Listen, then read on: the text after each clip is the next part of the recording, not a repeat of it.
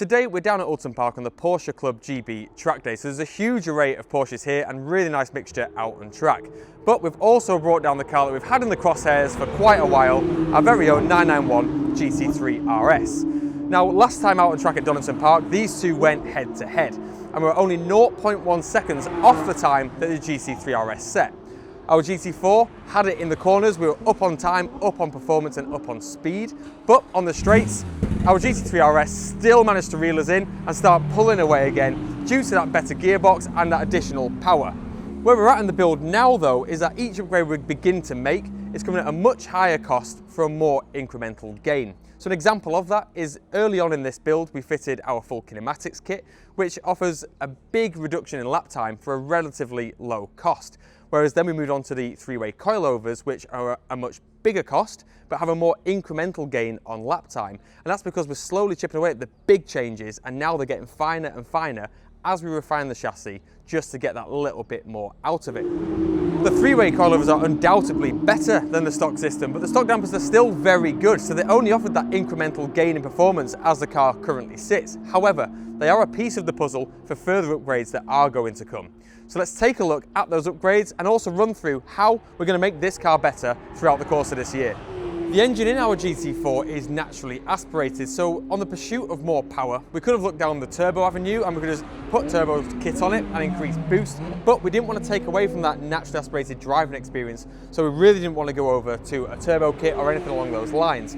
So instead, we went down the road of getting more out of the NA engine with a remap and some upgrades. So we went down to Genome Design, they remapped the standard engine, they fitted over-axle pipes with an OPF delete just to allow the engine to breathe a little bit better, but otherwise just mapped the actual standard engine. And the increase was really substantial. It was around 60 horsepower at the engine, which just shows how held back these cars are as standard. That's only about 20 horsepower away from the stock power of a GT3 RS. So we were able to come right up and get on the tail of a GT3 RS and a GT4 RS in terms of power. So we're really happy with that increase just from the actual map alone. If we wanted to go a step further, then we'd have to really start to look at boring the engine out, so like the things like the 4.5 litre kits that are available, but these are really expensive, pulling the engine out, having that engine work done, rebuilt and put back in the car. And this would achieve, over 500 horsepower. You can get really nice power numbers out of the car with that upgrade done, but at a massive cost. So at that point, it would start to bring the GT4 really close to the price of a 991 GT3 RS. So at that point, you have to start asking yourself, is it really worth it to take it up to that next step if you're going to start spending GT3 RS money anyway by the end of the road? So right now, we're not interested in looking any further into the engine itself because we're really happy with where that power band is and where it sits in comparison to the GT3 RSs and the GT4 RSs. So we're going to be shifting our attention elsewhere to make the driving experience better and get even more out of the car and the chassis itself to make it even faster out on track. Now, one of the big issues that remains with the car that we've spoken about a lot in this series is gear ratio. So we chose this car with a manual gearbox. That was our intention from the beginning because we wanted a more engaging driver's car. Our BMWs to that point were also all manual, so we really like that engaging driving experience. However, the gear ratios when compared to the PDK are definitely far apart and do let the car down out on track.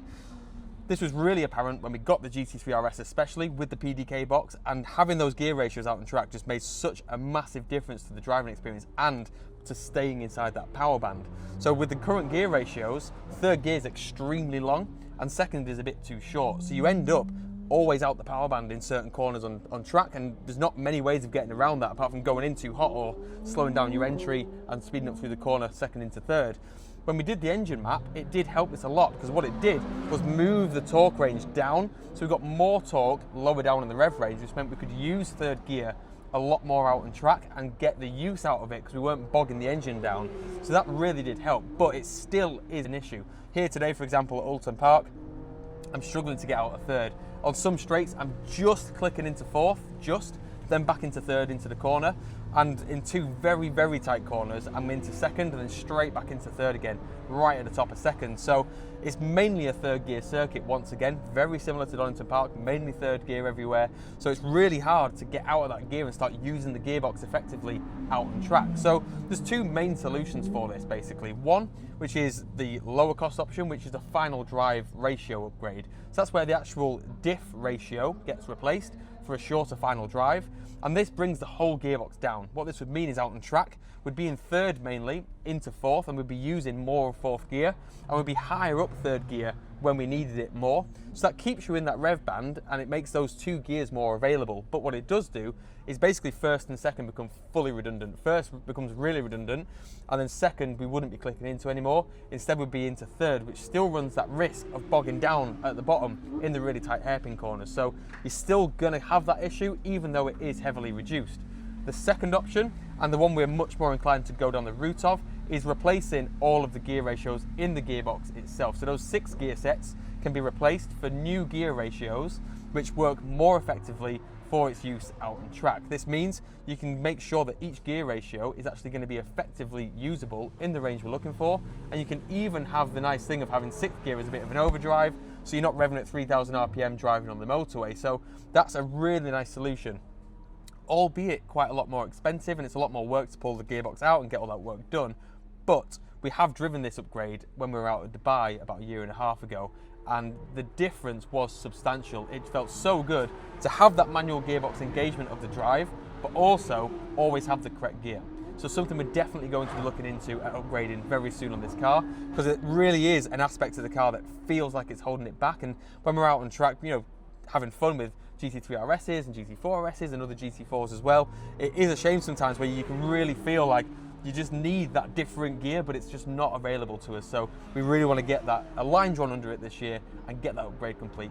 Another route of upgrades we could look at is weight reduction. So this is somewhere where the GT4 doesn't have the edge when you look at GT3 RSs and GT4 RSs, because they come with quite a lot of carbon fiber panels out the factory just to get that weight reduction down, and also get the center of gravity a little bit lower in the car, which is a really nice thing to do.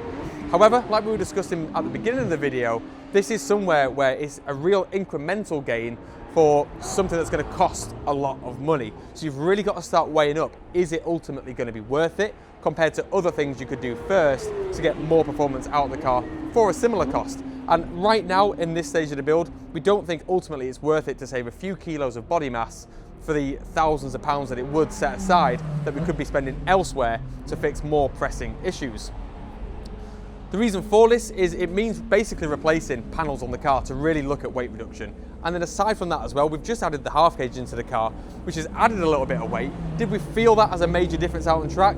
Not particularly. So reducing that panel weight by a few kilos here and there, I don't think we're going to feel or see in the lap time excessively for that massive jump in price, because carbon roofs and bonnets and tailgates are really quite expensive, so we would definitely rather focus that effort elsewhere. Now, as for the aerodynamics, we do have some very exciting upgrades planned for this, and this is somewhere where the GT3 RS really felt like it was stepping ahead of the GT4 chassis. So through really high speed corners, the 3RS, you can feel that additional downforce and grip, giving more stability to the car and allowing it to push that little bit harder through the really high speed sections out on track.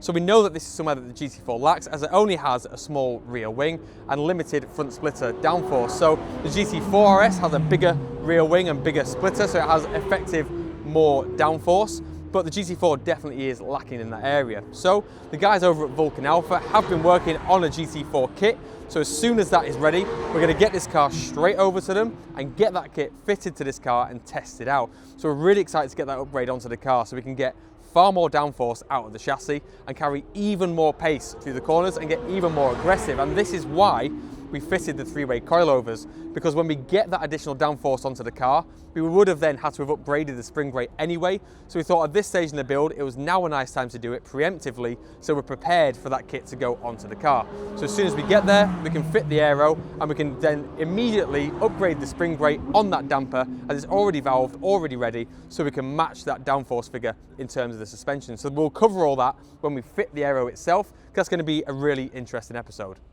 Now, suspension geometry is somewhere where we really have started reaching the maximums of what is available, especially since we got the wider tyre package in the car. We had to run really aggressive camber angles to make sure that that worked with the stock body. So we've maximised things in terms of ride heights, in terms of camber, caster, toe and rake angle. We've got those all into a really nice sweet spot. So geometry itself isn't something we're majorly interested in from that respect. However, there is an aspect of geometry that we haven't fully covered yet, and it's because we're going to be addressing that very soon, and that is roll centre correction. So when you lower a car, it effectively inclines the lower wishbones, and that moves the roll centre of the car away from where it should be. This effectively works a bit like an anti-roll bar, and the bigger that gap away from the centre of gravity that the roll centre moves, the more leverage it has, and therefore the softer the car starts to feel.